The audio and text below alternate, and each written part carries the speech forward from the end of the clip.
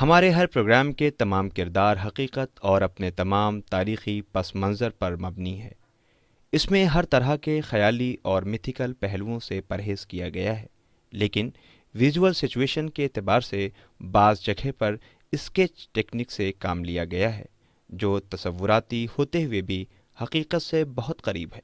اور سارے پروگرام کے تمام تاریخی دستاویز قرآن مجید اور احادیث کے ساتھ ساتھ مختلف کتابوں سے لیے گئے ہیں، جو سند کے طور پر ہمارے پاس موجود ہیں۔ ہائے حسین، دن کٹ گیا حسین کا لاشیں اٹھانے میں۔ عباس کردگار وفا ارجمند ہے، اتنا خودی پسند خودی کو پسند ہے۔ ہر ایک گھر کی چھت پہ ہے عباس کا علم، غازی کا ہاتھ کٹ کے بھی کتنا بلند ہے۔ عباس، مشق، سکینہ، پیاس، وفا، یہ جب سب مل کر بنتے ہیں تو اسے عباس کہا جاتا ہے۔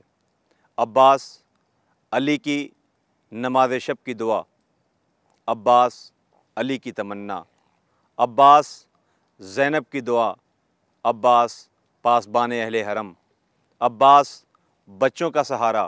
عصر عاشور کے بعد جب خیمے جلے، بیویوں نے بے ساختہ غازی ابوالفضل عباس کو یاد کیا۔ جب بیویوں کے ہاتھ پسے پشت باندھے گئے تو بیویوں نے فرات کا رخ کر کے عباس کو یاد کیا۔ جب سجاد کے ہاتھوں میں ہتکڑی لگی، پیروں میں بیڑیاں پہنائی گئیں تو بے ساختہ آنکھوں میں آنسو لے کر فرات کا رخ کر کے سجاد نے اپنے چچا عباس کو سلام کیا۔ چچا، جب تک آپ کے بازو سلامت تھے کسی ظالم میں یہ طاقت نہ تھی کہ یہ نظریں اٹھا کر کے ہماری طرف دیکھ سکتے۔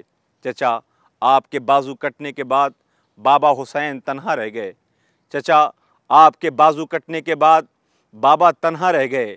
1400 صدیاں گزر چکی ہیں، آج 1400 صدیاں بیت چکی ہیں، لیکن اللہ جانے عباس کے اس علم میں، عباس کے اس نام میں، غازی کے اس نام میں جانے کیسی تاثیر ہے کہ دنیا اس بات کا احساس کرتی ہے کہ جب ہلال محرم فلک پہ نمودار ہوتا ہے تو سب سے پہلے عزا خانوں کے اندر عباس غازی کا علم بڑے اہتمام، عقیدت کے ساتھ سجایا جاتا ہے۔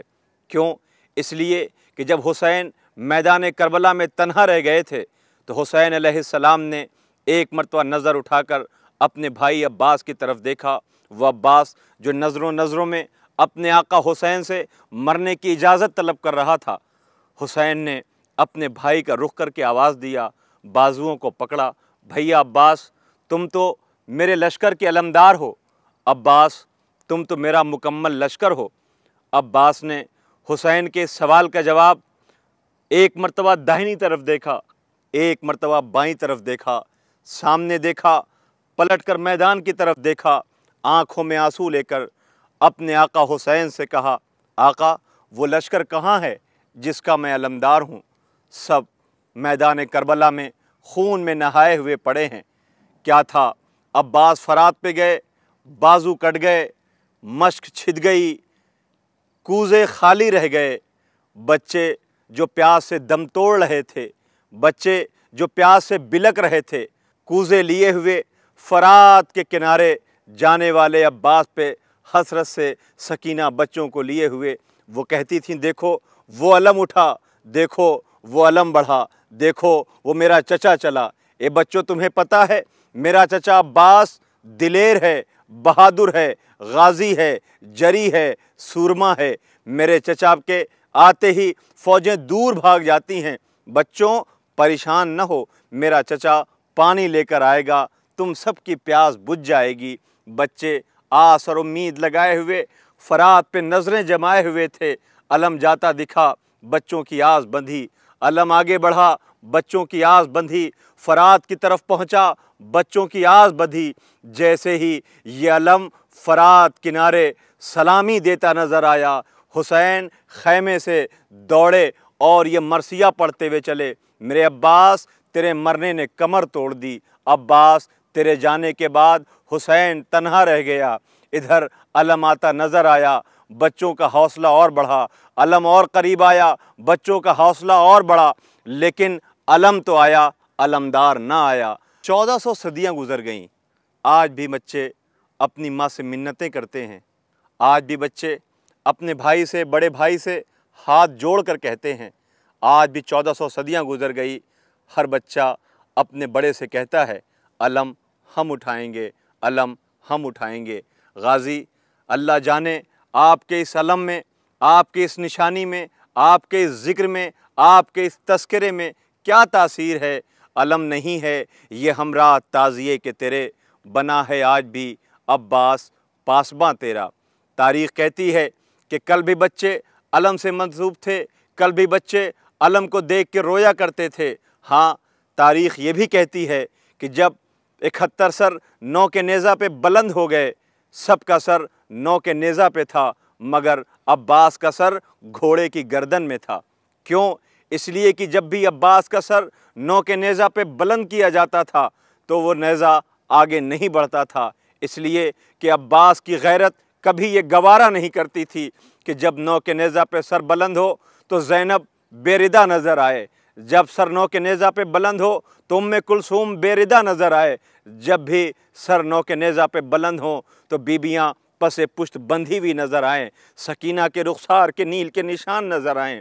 کبھی عباس کی غیرت یہ گوارا نہیں کر سکتی تھی کہ سکینہ جو باپ کے سینے پہ سویا کرتی تھی وہ اپنے بابا کو یاد کرے، اپنے چچا سے فریاد کرے، چچا آپ کے بعد شمر نے تماچے مارے، چچا آپ کے بعد ظالموں نے دامن جلا دیا، چچا آپ کے بعد کانوں سے بندے کھینچ لیے گئے۔ سکینہ کے کانوں سے بہتے ہوئے خون عباس کیسے برداشت کریں گے؟ ہاں، کربلا کے بعد جب بیبیوں کو اسیر کیا گیا اور یہ سر لے جایا گیا، بیبیاں زندان شام سے رہا ہوئیں، لوٹ کر یہ تمام بیبیاں کربلا آئیں، کربلا کے بعد مدینے چلیں۔ مدینے جب پہنچیں تو ایک مرتبہ بیبیوں نے بیرون مدینہ سجاد کے حکم پر خیمے نصب کر دیے گئے۔ ایک مرتبہ امام سجاد نے بشیر ابن جزلم کو بلایا، آواز دی بشیر تیرا باپ بہت بڑا شاعر تھا، کیا تو بھی کچھ شعر کہہ لیتا ہے؟ آواز دی ہاں آقا میں شعر کہہ لیتا ہوں۔ کہ بشیر جا مدینے میں منادی کر دے کہ حسین کا لٹا ہوا قافلہ آ گیا۔ بشیر اٹھا چلا مدینے میں اور اعلان کرنا شروع کیا، مدینے والوں یہ مدینہ رہنے کے قابل نہیں رہا، حسین مارے گئے، فاطمہ کا لال کربلا میں ذبح کر دیا گیا۔ اے بشیر یہ اعلان تو کیا کر رہا ہے؟ یہ سننا تھا مدینے میں کوہرام برپا ہوا، ایک بی بی عصا کا سہارا لیے ہوئے گھر سے باہر نکلتی ہے۔ بشیر خاموش ہو جا، بشیر تو یہ کیا کہہ رہا ہے؟ حسین مارے گئے؟ آواز دی ہاں بی بی حسین مارے گئے۔ آواز دیا کیا حسین مارے گئے؟ آواز دی ہاں بی بی۔ ایک مرتبہ نجف کا رخ کیا، آواز دیا دیکھا علی حسین مارے گئے، عباس نے وفا نہ کی۔ یہ سننا تھا، بشیر نے ہاتھوں کو جوڑ لیا، بی بی یہ آپ کیا فرما رہی ہیں؟ کہا تو ہی تو کہتا ہے حسین مارے گئے۔ آواز دی ہاں بی بی میں کہتا ہوں حسین مارے گئے، لیکن آپ یہ کیا کہہ رہی ہیں عباس نے وفا نہ کی؟ کہا ہاں، عباس کے ہوتے ہوئے فاطمہ کا لال مارا جائے یہ کیسے برداشت ہو؟ بشیر نے لوگوں سے پوچھا یہ کون معظمہ ہیں، یہ کون بی بی ہیں، یہ کون خاتون ہیں؟ آواز دیا یہ عباس کی ماں ام البنین ہیں۔ بھئی سننا تھا، بشیر نے بی بی کے قدموں پہ سر رکھ دیا۔ آواز دی شہزادی ایسا نہ کہیے، آپ کے بیٹے پر تو قیامت تک وفا ناز کرے گی، شجاعت تو عباس پہ ختم ہے۔ کہا مجھے عباس کے کارنامے بیان کر۔ جیسے جیسے وہ عباس کی شجاعت بیان کرتا گیا، ام البنین کی خامیدہ کمر سیدھی ہوتی گئی، چہرے کا رنگ سرخ ہوتا گیا۔ جیسے ہی اس نے شہادت کے واقعات بیان کیے، ایک مرتبہ ام البنین عصا کا سہارا لیے ہوئے جنت البقیع میں آ گئیں۔ آواز دی شہزادی مجھے معاف کیجئے، شہزادی آپ میرے لال عباس سے خوش تو ہیں؟ ایک مرتبہ آواز آئی، اے ام البنین جو میں نے دیکھا وہ تم نے کہاں دیکھا؟ اے ام البنین میں نے عباس کو آواز الاتش پہ تڑپتے دیکھا۔ اے ام البنین میں نے عباس کو مرنے کی اجازت لیتے دیکھا۔ اے ام البنین میں نے عباس کو فوج پہ حملہ آور ہوتے ہوئے دیکھا۔ اے ام البنین میں نے عباس کی وہ بے چینی دیکھی ہے جو مشک بھرنے کے لیے، بچوں کی پیاس بجھانے کے لیے میرا غیرت دار شیر عباس بے چین تھا۔ اے ام البنین مشک لے کے عباس خیمے کی طرف بڑھا تھا، مگر ایک ظالم نے چھپ کر مشک پر حملہ کر دیا۔ مشک کا پانی بہہ گیا، عباس نے گھوڑے کو موڑ لیا، فرات پہ آ گیا۔ ایک ظالم نے ایک بازو کاٹا، دوسرے ظالم نے دوسرا بازو کاٹا۔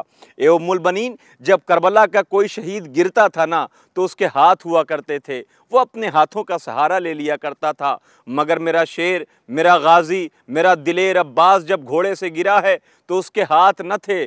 اے ام البنین حسین تو مشک و علم لے کے خیمے میں چلے گئے تھے، مگر میں بڑی دیر تک عباس کو لیے بیٹھی رہی۔ اللہ اکبر!